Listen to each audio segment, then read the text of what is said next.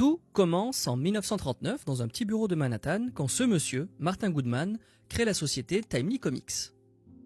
Une maison d'édition qui publie plein de BD, science-fiction, horreur, romance et aventure. C'est à cette époque que sortent Human Torch, Namor ou encore Captain America. Et sur ces couvertures de bande dessinée, un titre commence à apparaître. Marvel Comics. Là, Marvel pour Marvelous, merveilleux, c'est juste un label que Goodman utilise pour donner du prestige à ses publications. Mais sans le savoir, l'éditeur vient de poser les bases d'un empire du super-héros. Mais avant d'en arriver là, il faut revenir quand Goodman embauche son cousin par alliance de 16 ans. Il l'embauche comme assistant de production, et ce cousin par alliance, c'est Stanley Martin Lieber. Mais il préfère se faire appeler Stanley. Au bout de 2 ans, Stanley devient scénariste. Et puis après la Seconde Guerre mondiale, cette maison d'édition, Timely, va changer de nom. Martin Goodman renomme l'entreprise Atlas Comics. On n'y est pas encore, mais pour le bien de cette vidéo, on va commencer dès maintenant à l'appeler Marvel. Parce qu'après tout, c'est ce que cette maison d'édition va bientôt devenir. En tant que scénariste chez Marvel, Stanley réussit à relancer plusieurs super-héros en leur inventant de nouvelles aventures, jusqu'à devenir rédacteur en chef adjoint. Quand on arrive en 1960, Stanley, il a 37 ans, et déjà 20 ans de carrière derrière lui.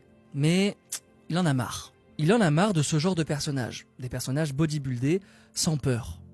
À cette époque, Marvel est coincé dans un marché de héros parfaits.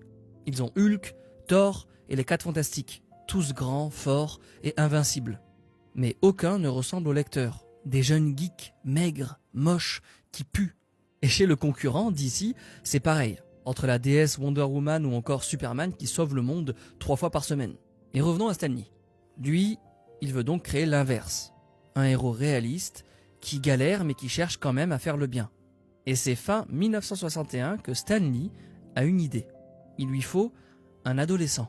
Pas comme second rôle, pas comme sidekick, mais comme héros principal. Peter Parker came from an effort on my part to do something that was even more different than the Fantastic Four or the Hulk. Knowing how I hate teenage sidekicks, I said, why not have a teenager who's the hero? Forget this sidekick business. Why couldn't a teenager have a superpower? I love that idea. Et Stanley a en tête un terrain parfait pour tester son idée. Chez Marvel, plusieurs séries de comics coexistent, mais l'une d'elles, Amazing Fantasy, est sur le point de s'arrêter après seulement 14 épisodes.